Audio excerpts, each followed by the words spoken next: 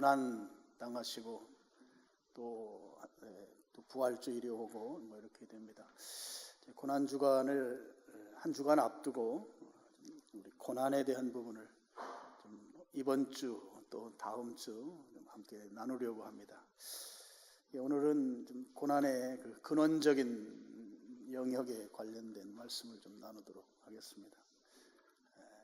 우리가 살아가면서 그런 자조 섞인 말을 할 경우들이 있습니다. 나에게 왜 이런 어려움이 오는가? 나에게 왜 이렇게 큰 고통이 임하는가? 나 예수님 믿는 사람인데, 예수님 잘 믿고 선하게 살고 싶은데 선하게 살려고 하는 나에게 왜 이렇게 힘든 고통이 계속되고 있는가? 고난이 계속되면 우리를 위협하는 것이 한 가지가 있습니다. 그것은 무엇인가 하면 우리의 심지 깊었던 신앙이 흔들린다고 하는 것이죠. 우리가 구원을 확신하는 데 장애물 가운데 큰 장애물 두 가지가 있는데요. 하나는 죄를 범하는, 범죄하는 문제가 지속될 때 그때 우리의 구원의 확신이 흔들릴 수 있습니다. 또 한 가지는 고난이 지속될 때 이 고난의 문제가 잘 정립이 되지 않으면 고난 문제로 인해서 내가 정말 구원받은 사람인가, 다른 사람의 하나님은 될지 모르겠지만 나의 하나님은 아닌가 보다 하면서 믿음이 흔들리는 경우들이 있을 수 있습니다. 우리의 공통적인 바람은 고난이 없기를 바라죠. 또 하나님께서도 동일하십니다. 하나님도 우리가 고난당하기를 결코 원하시지 않습니다. 그런데 우리의 삶 가운데는 고난이 있다고 하는 것이죠. 고난 없는 삶을 바라지만 고난은 우리의 삶에 피할 수 없는 그런 영역으로 되어 있습니다. 그럼 왜 그런가 하는 것이죠. 오늘 이제 그 근원적인 이유를 좀 살펴보도록 하겠습니다.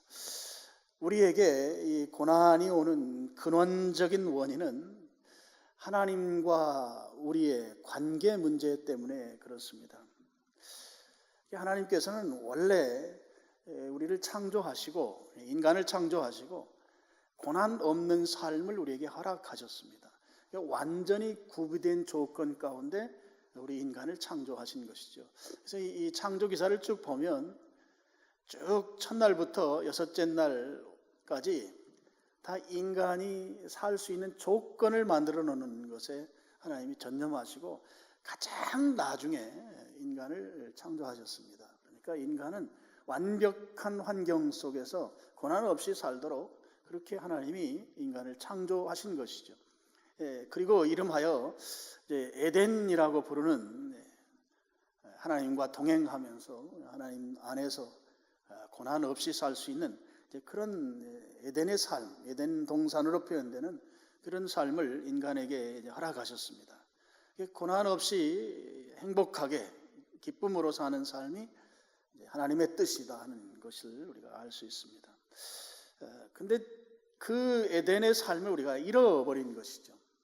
그 에덴으로부터 그 고난 없는 삶을 살도록 원래 하나님이 우리를 만드셨는데 그 삶에서 이탈한 또는 쫓겨난 그런 삶이 우리 인간의 삶이 되었다 하는 것입니다. 행복한 곳, 고난이 없는 곳에 살 수 없는 그런 상황 가운데로 빠지게 된 것이죠. 그로 인해서 인간에게 이제 고난이 온 것이다 하는 것입니다. 그러면 그 고난이 없는 에덴의 삶에서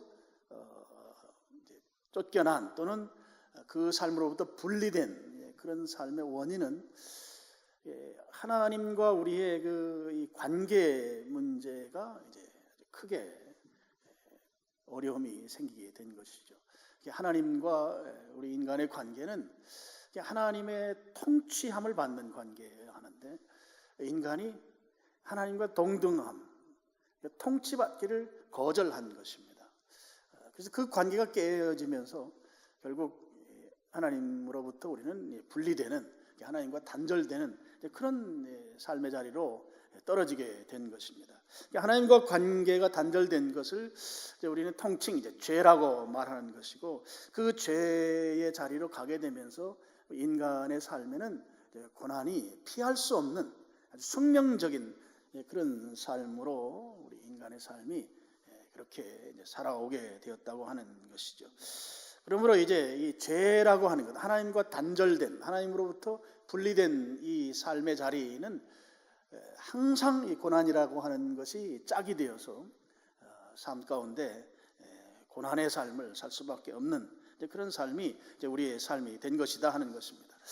처음 인간이 이제 아담과 하와가 하나님과 관계를 단절시키면서 하나님처럼 되려고 했던 그 죄로 말미암아 하나님으로부터 이제 이탈하게 됐는데요. 그 이탈한 이후에 하나님께서 인간에게 그 주신 내용은 다 고난입니다. 오늘 우리가 읽은 이제 본문이죠. 이제 하와에게 그 주신 이 고난은 임신과 해산의 고통이죠. 자식을 낳는 고통. 그리고 16절 보면 남편과의 관계의 문제에 또 어려움이 생기게 되는 것이죠. 물론 여기에서 뭐 출산의 고통, 옛날에는 뭐 이 출산하는데 굉장히 고통스러운 과정을 거쳐서 우리 자녀를 이 땅에 우리가 태어나게 되는 그런 과정을 겪었지만, 뭐 지금은 의학적인 발달로 인해서 이런 고통은 뭐 상당히 감해진 시대를 우리가 살고 있습니다. 그럼 이것을 뭐 출산 문제로만 한정할 수는 없고, 출산을 포함한 우리 다음 세대, 자녀 세대를 양육하고 자녀 세대가 번성해 가는데 따르는 부모 세대의 고통으로 좀 넓은 의미로 해석할 수가 있겠습니다. 하와 같은 경우도 그 아들이 아들을 죽이는 일을 이제 벌였단 말이죠. 그러니까 그런 과정들이 이제 부모로서 겪어야 되는 엄청난 고난, 고통인 것이죠. 자식이 잘못됨으로 인해서 부모가 겪는 그 고통들, 뭐 이런 걸 다 포함하는, 이제 우리 옛말에도 뭐 자녀가 많으면 바람 잘 날 없다. 그 바람 잘 날 없는 것으로 말미암은 고난이 이 하와에게 주어졌다라는 것으로 볼 수가 있겠습니다. 그리고 이제 남편과의 관계를, 남편이 너를 다스릴 것이다 16절에 그렇게 되어 있습니다. 그 전까지만 해도 둘은 한 몸이었습니다. 그러니까 다스림 받고 다스리고 한다고 하는 표현 자체가 허용되지 않는 그런 관계였던 것이죠. 근데 이 죄를 범함으로 인해서 남편과 아내의 관계에 문제가 생긴 것이죠. 분리가 일어났다고 볼 수 있겠습니다. 그러므로 인해서 가정을 이루고 살지만 이 가정 안에서 참다운 만족 내지는 참다운 행복을 누릴 수 없는 그런 관계의 어그러짐이 이제 생겨났다고 볼 수 있겠죠. 오늘 하와와 아담의 관계는 주종의 관계처럼 이렇게 성경이 묘사하고 있습니다. 남편이 다스리는 아내인 것이죠. 물론 이것이 뭐 이 전통적으로 남편이 아내를 다스린다 뭐 그런 측면으로만 우리가 단순하게 볼 수 없고, 오늘날 한 몸을 이루어야 될 이 부부지간이 여러 가지 어려움들을 생산해내고 그로 인해서 오는 고난이라고 하는 것이 정말 적지 않은 것을 우리가 다 경험하고 또 보고 알 수가 있습니다. 아담의 경우에는 이제 이 아담으로 말미암아 17절을 보면 땅이 저주를 받습니다.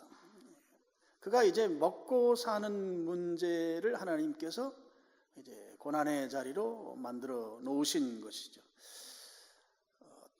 특히 이제 저주받은 땅이라고 하는 것은 심지 않은 것들이 자라게 함으로 인해서 심은 것이 제대로 못 자라게 하는 요소들을 그 땅 가운데 주셨다고 하는 것이죠. 그래서 수고하지 아니하면 거둘 수가 없는 상태가 되는 것입니다. 바꿔 말씀을 드리면 내가 수고에 땀을 흘리지 아니하면 먹고 살 수가 없는 상황이 되는 것이죠. 제가 예전에 어느 집사님이 그런 이야기를 했어요. 뭐 열심히 일만 하면 먹고 사는데 문제 없는 것으로 본인이 알았다. 그래요. 재벌은 하늘이 내는 것이지만 일반 서민은 열심히 일만 하면 먹고 사는데 지장 없다. 그런 줄 알았는데 열심히 일해도 안 되더라. 그런 아주 눈물을 흘리면서 그런 고백을 이제 저한테 예전에 집사님이 한 분 계십니다. 열심히 수고해도 그 수고의 대가가 그대로 내게 이제 전달되지 않는 그런 삶의 환경들이 결국 이제 고난을 생산해낸다고 할 수 있겠습니다.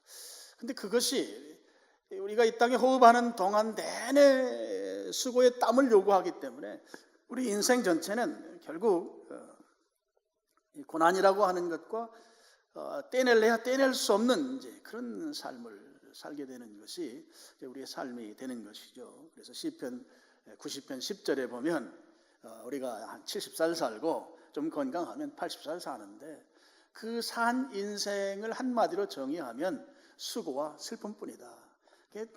인생에 여러 가지 이거저것 자랑한다고 드러내지만 결국 자랑거리라고 하는 것은 수고한 것 그리고 슬픔 이것이다.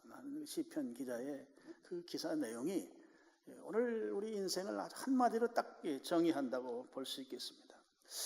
근데 그렇게 사는 삶, 우리가 죄를 범하고 하나님으로부터 단절되고 떨어져 나와서 죄인으로 살면서 결국 고난이라고 하는 것과 동무가 돼서 인생을 그렇게 일생을 살아가는 그런 인생이 오늘 이제 하나님과 관계에 문제가 생기면서 그것이 근원적 원인이 돼서 우리 인생은 일생 동안 고난의 삶을 살 수밖에 없는 것이 오늘 성경이 우리에게 가르치는 그런 고난과 관련한 원인인 것입니다. 그런데 하나님께서는 우리를 창조하셨습니다. 그리고 창조하신 목적이 에덴에 살게 하신 것이고, 물론 제가 예전에도 살펴봤지만 그 에덴에서 산다고 하는 것은 결국 하나님을 예배하는 삶이 그 안에 숨겨져 있는 것이죠. 그런 삶을 살도록 하나님 우리를 창조하셨는데, 그렇게 창조된 인간이 일생 동안 수고와 슬픔뿐인 인생을 살고 인생을 마감짓도록 그렇게 그냥 놓아두시지 않으신 하나님이시다 하는 것이죠. 하나님께서 우리를 창조하시고 창조한 원래 목적이 계신데 그 목적으로부터 어긋나진 인간에 대해서 그냥 내버려 두지 아니하시고 그들에 대해서 하나님이 이제 회복시키는 그런 하나님으로 우리에게 다가오시는 것이죠. 여러분 성경 나훔 1장 3절을 보면 어떤 하나님이신지를 이제 소개하고 있는데요. 우리 같이 한번 읽어보겠습니다.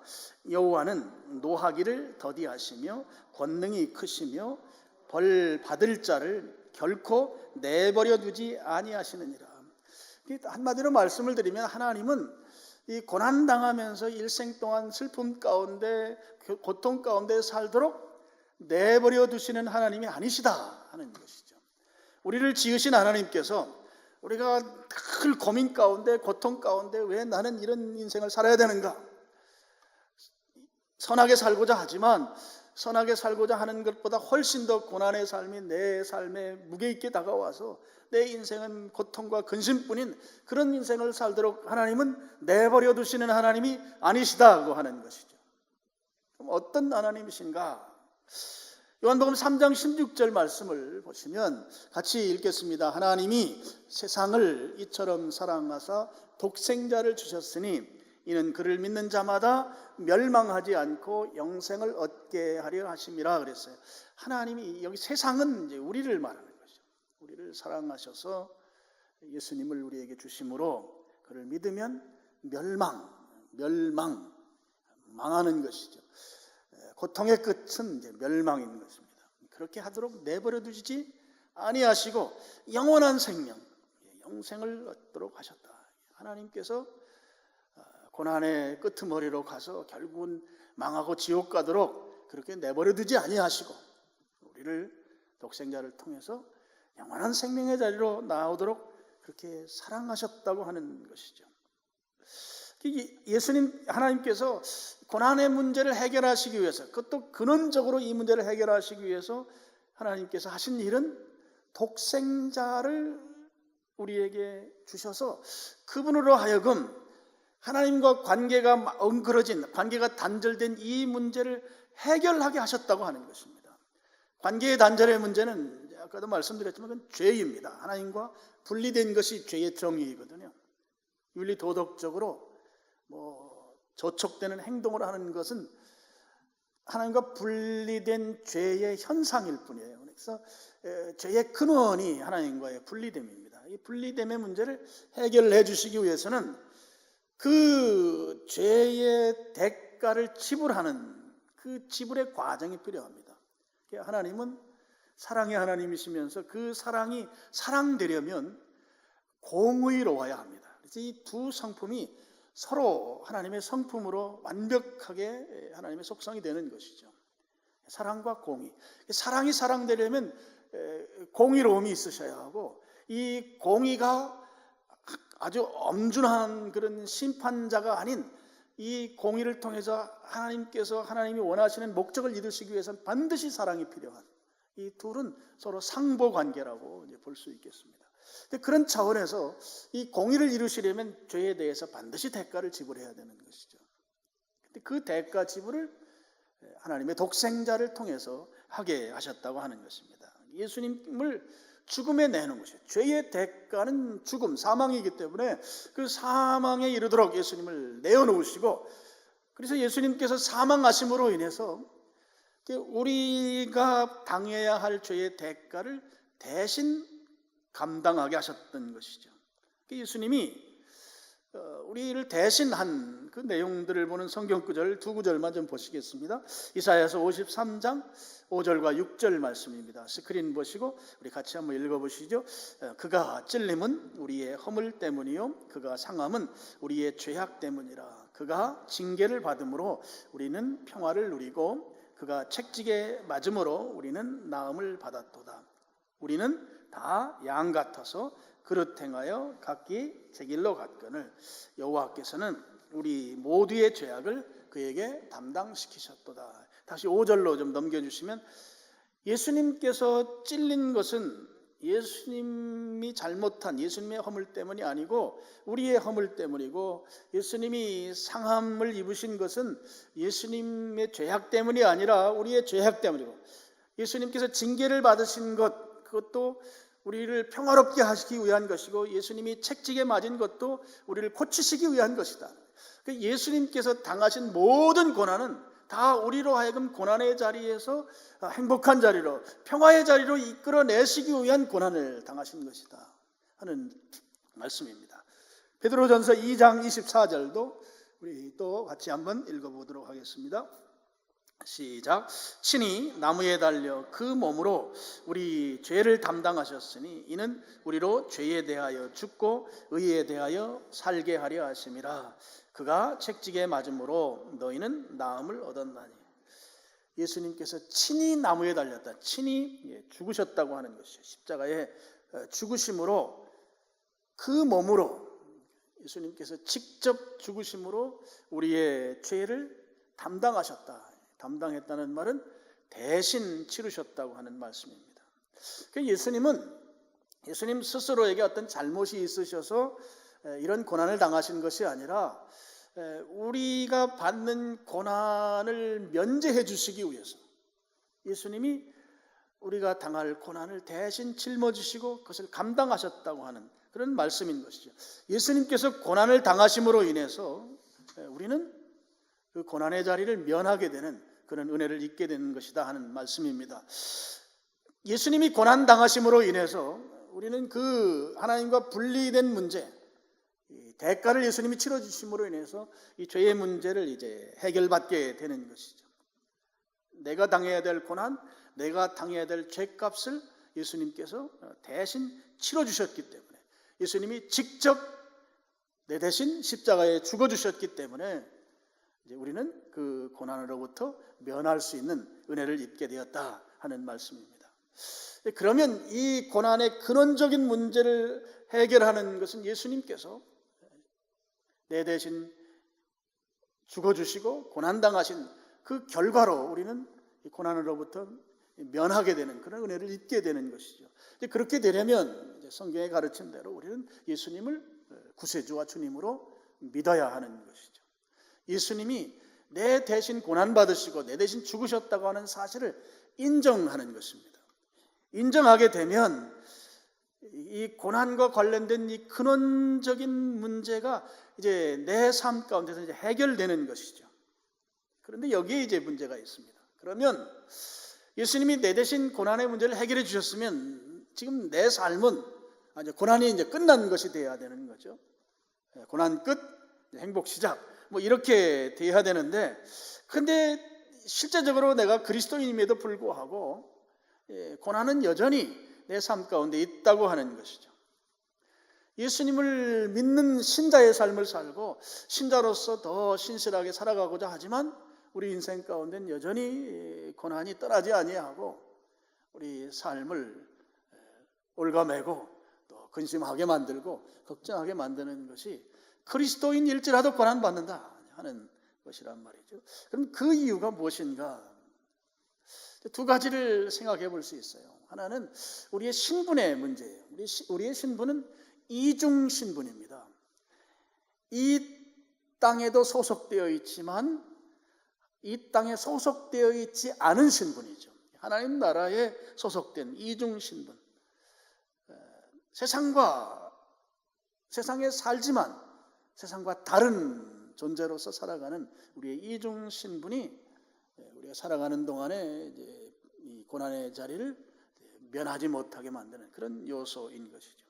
또 한 가지는 우리가 예수님과 관계 이전에 이 죄의 문제가 해결되기 이전에 살아왔던 그 옛 사람으로서 살아오던 그 습관이 여전히 우리를 지배하기 때문에 그 죄의 결과들로 인해서 오는 고통이 있다 하는 것이죠. 이중 신분에 대한 부분을 조금 더 좀 나누고 싶습니다. 우리가 세상 속에 살아갑니다. 세상은 죄가 관영한 또 죄의 그 현상이 충만한 그런 자리가 세상이죠. 세상에 살지만 우리는 세상에 동화되어 살 수 없는 존재들입니다. 이중 신분이기 때문에 그렇습니다. 세상에 살면서 하나님의 뜻을 받들고 하나님의 뜻을 따라서 순종하는 삶을 살아야 되는 것이 우리 신자의 삶인 것이죠. 그리고 하나님의 뜻을 순종하며 산다고 하는 그 삶이라고 하는 것은 결국 이 세상이 하나님의 뜻과 배치되기 때문에 그 속에서 하나님의 뜻을 순종하면 결국 고난이라고 하는 것이 피치 못하도록 우리의 삶 가운데 다가오게 되는 것이다 하는 것입니다. 그래서 그리스도인으로 살면 고난은 또한 피할 수 없는 그런 것이 되는 것이다 하는 것이죠. 여러분 마태복음 5장 11절 12절 한번 보시겠습니다. 마태복음 5장 11절 같이 한번 읽어보실까요? 나로 말미암아 너희를 욕하고 박해하고 거짓으로 너희를 거슬러 모든 악한 말을 할 때에는 너희에게 복이 있나니. 여기에 보면 나라고 하는 건 예수님이죠. 예수님으로 말미암아 예수님 때문에 너희를 욕하고, 예수님 아니면 우리가 욕을 안 먹는데 예수님 때문에 욕 먹는다 하는 것입니다. 그 다음에 박해하고, 이게 고난이죠. 욕 먹는 것도 고난이고 박해하는 것도 고난이고, 그리고 거짓으로 너희를 거슬러 모든 악한 말을 한다. 이게 모함하는 거죠. 나는 그렇지 않은데 자꾸 나쁜 사람처럼 이제 말하는 것이죠. 모함해서 도무지 억울해서 살지 못하게 만드는 그런 일이 일어난다는 것이에요. 누구 때문에 그런가 하면 예수님 때문에 그런 것이다 하는 거예요. 우리가 신앙 안에 있으면, 신앙생활하는데 내가 예수님을 신뢰하고 신앙생활의 자리에 있으면 이 세상은 욕하고 박해하고 모함하고 그런 삶을 살 수밖에 없다 하는 것입니다. 12절 보시죠. 같이 또 읽겠습니다. 기뻐하고 즐거워하라. 하늘에서 너희의 상이 큼이라. 너희 전에 있던 선지자들도 이같이 박해하였느니라. 너만 그런 박해를 받는 게 아니고 예전에 다 주님 안에서 신실하게 신자의 자리에 있었던 사람들 다 그 박해 받았다. 그리고 그런 박해가 있으면 기뻐하고 즐거워하라 하는 거죠. 기뻐한다는 말과 즐거워한다는 말은 의미가 같죠. 다른 단어를 사용했습니다. 고난의 때에 우리가 기뻐하는 것이 이제 강조된 표현이란 말이에요. 그러니까 고난이 오면 아주 충만하게 기뻐하는 삶을 살라는 거예요. 좋아하라는 것이죠. 왜 그런가 하면 박해받고 고난받고 모함당하고 예수님 때문에 당하는 그런 어려움의 경우에 그거와 상대적으로 하나님께서 하늘에서 보상할 것이다 하는 거죠. 하늘나라에서 너희의 상이 클 것이다. 지금 이 땅에 살면서 예수님 때문에 고난받는 것, 신자인 것 때문에 고난이 있는데 그 고난은 예수님으로 말미암아 받는 고난이다. 고난이 있다고 하는 것은 기뻐할 일이다 하는 것이에요. 이 땅에서는 고난받지만 그 고난받는 만큼 하늘나라의 상급으로 저축된다. 그러니까 너무 좋아해라 하는 거예요. 기뻐하라고 하는 것이죠.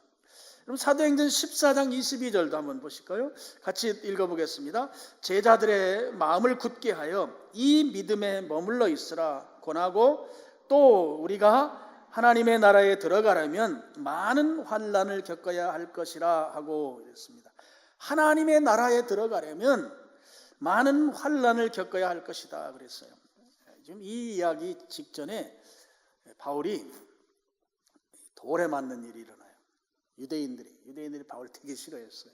그래서 돌로 쳐서 유대인들이 딱 보니까 돌에 맞아 죽었어요. 그래서 죽어서 성 밖으로 끌어내서 갖다 버렸어요. 그런데 바울이 거기서 살아났어요. 살아난 다음에 저 말을 한 거예요. 하나님 나라에 들어가려면 많은 환난을 겪어야 된다. 그럼 거기에 이제 내용이 제자들에게 그 말을 하잖아요. 예수님의 그 제자들을 통해서 너희들이 환난이 있을 건데 아주 마음을 견고하게 가져야 된다. 믿음에 머물러야 믿음을 떠나면 안 된다. 그런 말씀을 하는 것이에요. 그러면 여기에 이제 그리스도인들이 고난을 받는데 이 고난을 받는다고 하는 것은 신실하게 믿음의 삶을 사는 것이죠. 성경적 표현대로 하면 제자의 삶을 사는 거예요. 예수님의 제자의 삶을 살 때 고난이 온다는 거죠. 제자라는 것은 예수님을 따르는 자들입니다. 또 바꿔 말하면 예수님을 닮아가는 자들이죠. 이 땅에서 예수님의 제자로 살게 되면 고난은 피할 수 없는 것이다 하는 거죠. 근데 그런 고난이 오면 기뻐하고 즐거워하라는 거예요. 그러니까 예수님으로 말미암아 당하는 고난이 우리에게 있습니다. 우리가 신앙의 자리에 있으면 신실하게 예수님을 믿고 예수님을 닮아가고 예수님을 따르는 삶의 자리에는 이 고난이라고 하는 것이 이게 없으면 좋겠는데 고난이 늘 따라붙는다는 것이죠. 그럴 때 믿음이 흔들리면 안 된다고 하는 거예요. 그럴 때 오히려 고난받을 때 기뻐하라는 것입니다. 하늘나라에 너희 상이 크기 때문이다 하는 말씀이죠. 여러분, 우리 신앙생활 하면서 고난이 있을 때, 고난의 자리에 있을 때 오히려 그 고난이라고 하는 것을 통해서 역설적으로 주는 메시지가 있어요. 역설이죠, 역설. 어떤 역설인가 하면 내가 지금 신앙생활하고 주님 섬기고 신앙의 자리를 견고하게 지키는데 자꾸 고난이 와요. 사람들이 박해하고 있지도 않은 말을 했다고 하고 그래서 막 속이 상하고 그런 경우들이 있습니다.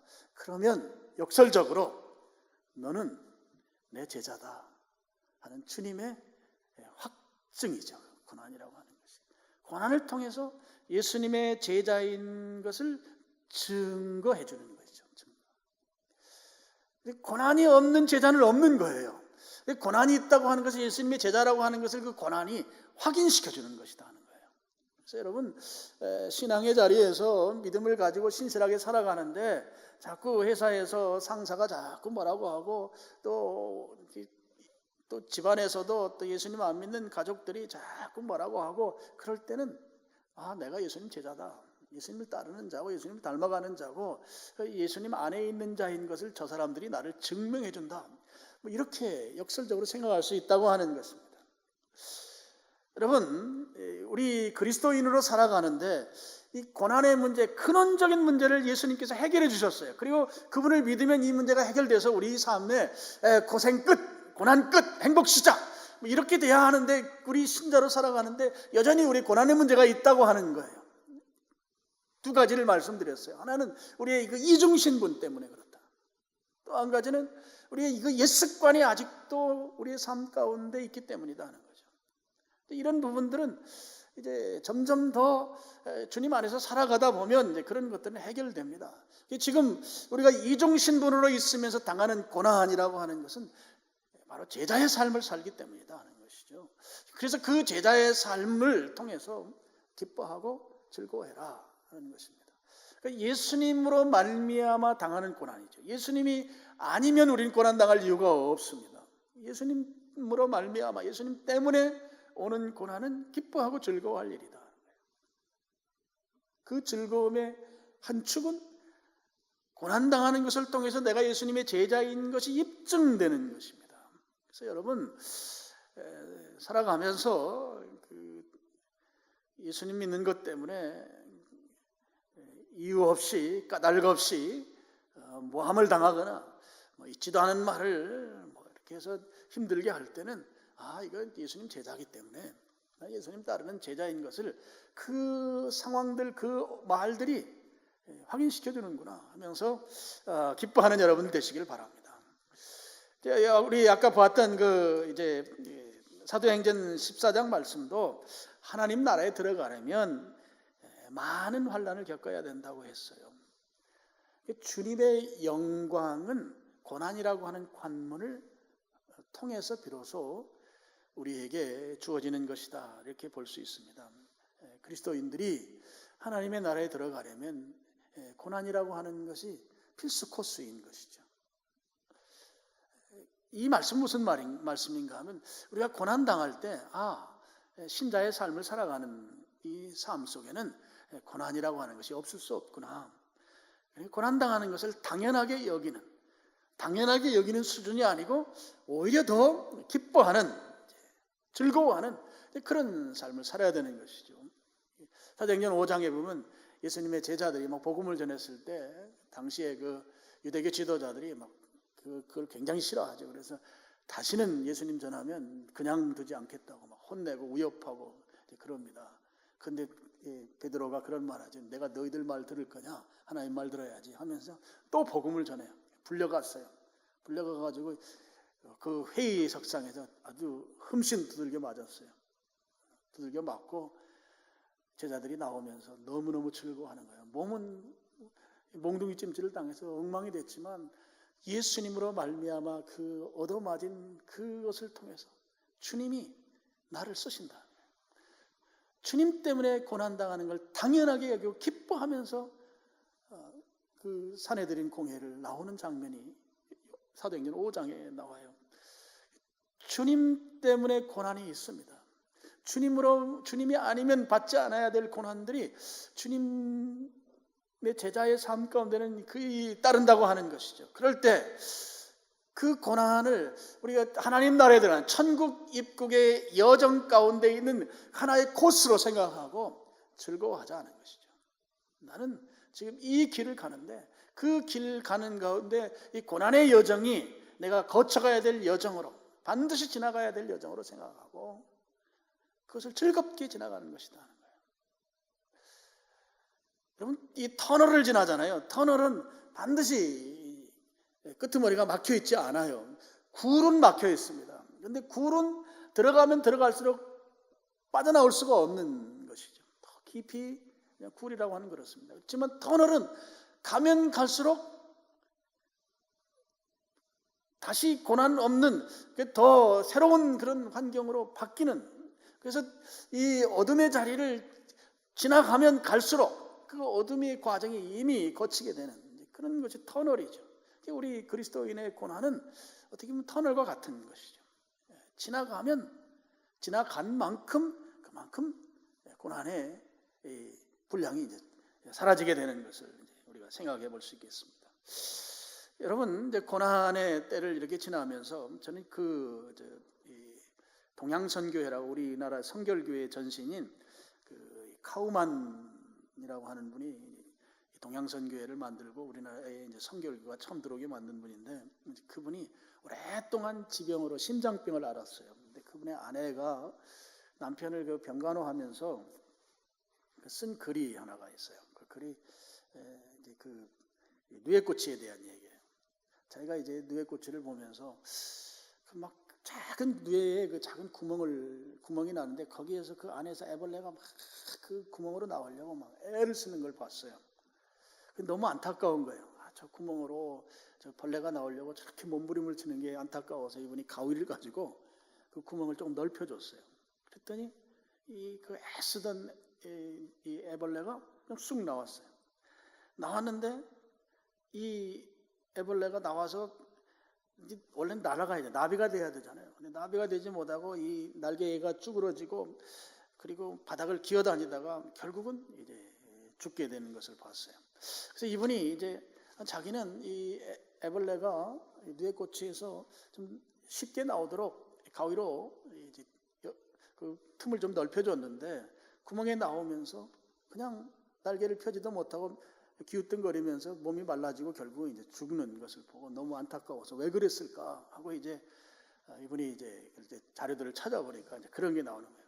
이 구멍을 빠져나오면서 이 날개가 그 누에꽃이 안에 있을 때 날개가 다 뭐 제대로 형성이 안 됐죠. 근데 그 나오면서 그때 막 고통스럽게 막 하는 과정을 통해서 이 몸에 있는 체액이 이 날개로 향해 간다는 것이죠. 그래서 날개에 힘을 받게 되는 그 순간에 온갖 그 고통스러운 몸부림 속에서 날개가 힘을 얻게 되는 것이죠. 그래서 나오면 그 날개가 힘을 얻어서 제대로 날개가 돼서 힘있게 이제 차고 올라갈 수 있는데 그 날개가 힘을 얻는 과정을 이 레티가 누에꼬치를 이제 열어줘서 그 과정을 거치지 아니하고 나와서 결국은 날지 못하고 이제 죽게 됐다 하는 것이죠. 그러면서 이제 그분이 자기 남편을 오랫동안 병간호하면서 그 힘든 과정을 겪으면서 그런 것이죠.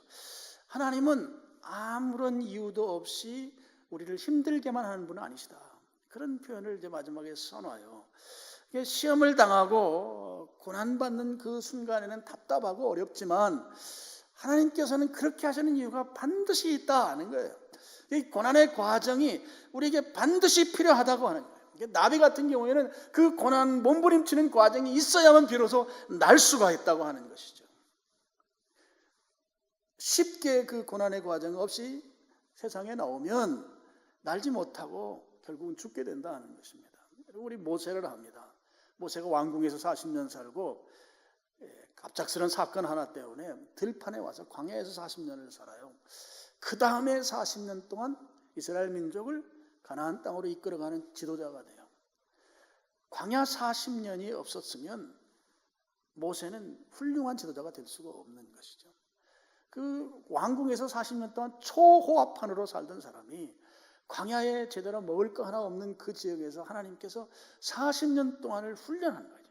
그 고난의 때가 나중에 하나님이 그 위대하게 쓰는 하나님의 지도자를 만드는 그런 결정적인 훈련의 과정, 고난의 과정이었던 것이죠. 그래서 이 고난이라고 하는 것은 우리 그리스도인에게 있어서 특히 주님을 닮아가는 자들이 고난당하는 거 이거 필연적인 건데 이유 없는 고난 없다 하는 것이다. 이유가 있는 것이다. 이유 없이 고난당하는 것이 없는 것이다. 그래서 오늘 우리가 고난을 대하는 자세가 좀 달라져야 되는 것이죠. 몇십 년을 신앙생활을 했는데 왜 나는 이렇게 어려움에서 헤어나오지 못하고 이런 고난 속에서 살아야 되는가? 이유 없는 고난 없다. 하나님이 다 하시고 계신 거예요. 하나님께서 그 고난의 자리에 있게 만드신 것은 나비가 그냥 있으면 날아오르지 못하듯이 하나님께서는 그 과정을 통해서 하나님이 진짜 쓰시기를 원하시는 그 쓰심의 그 자리로 나갈 수 있도록 그렇게 인도하신다고 하는 것이죠. 하나님이 쓰시는 귀한 하나님의 제자된 삶에는 반드시 이런 고난이 있다는 겁니다. 마지막으로 성경 한 구절만 좀 보시죠. 고린도전서 10장 13절입니다. 우리 또 같이 읽어보겠습니다. 사람이 감당할 시험 밖에는 너희가 당한 것이 없나니 오직 하나님은 미쁘사 너희가 감당하지 못할 시험 당함을 허락하지 아니하시고 시험 당할 즈음에 또한 피할 길을 내사 너희로 능히 감당하게 하시느니라. 여러분 우리가 우리 인생에서 경험하는 모든 일들은 하나님의 주권 안에 있습니다. 이걸 인정하시면 행복하게 살 수 있어요. 우리의 모든 언행 심사는 주님의 주권 안에 있는 것이죠. 하나님께서 우리를 너무나 잘 아십니다. 그래서 우리가 시험 당할 때 하나님 두 가지 딱 제한을 두시는 것이에요. 하나는 감당할 만한 시험만 허락하신다는 거예요. 내가 지금 어떤 고난을 당한다고 할 때 그 고난은 내가 감당할 수 있는 수준 범위 안에 있다고 하는 걸 믿으시길 바랍니다. 이 정도는 하나님께서 능히 내가 감당할 수 있기 때문에 내게 허락하신 것이다 하는 거예요. 내게 허락하신 것이다. 주님은 감당하실 만한 이 시험 외에는 허락하지 아니하시는 분이신 거죠. 감당하지 못할 시험 당함을 우리가 허락하지 않으세요. 하나님의 주권이 저 사람 이 정도 시험을 주면 저 사람 넘어지고 믿음의 자리에서 쓰러지면 안 되지. 믿음의 자리에서 하나님이 유용하게 사용할 수 있는 그 범위 안에서 시험, 고난이 있다. 여러분 이걸 믿으시길 축복합니다. 또 한 가지는 피할 길을 주신다고 하는 거예요. 주님은 코너로 모시는 분이 아니세요. 그래서 아주 원수는 외나무 다리에서 만난다고 외나무 다리로 몰아가시는 분이 아니시다고요.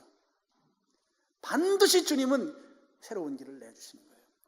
제가 예전에도 말씀드렸지만 이 모세가 이스라엘 민족을 데리고 출애굽할 때 하나님께서 그들을 어디로 이끌어 가실 거는 하나님의 그 지도, 하나님의 그 계획 안에 다 있었어요. 가나안 땅까지 가야 돼요. 그런데 데리고 나왔는데 아니 앞에 큰 홍해 바다가 있는 그 앞으로 데리고 온 거예요. 그럼 하나님이 실수하신 걸까요? 지금 뒤에서는 애국 군대가 아주 최정예 군대가 쫓아오고 있어요. 이게 앞으로 나갈 수도 없고 이제 꼼짝없이 애국 군대에게 체포당하고 아니면 많은 사람들이 그들에 의해서 처형당할지 모르는 상황이에요.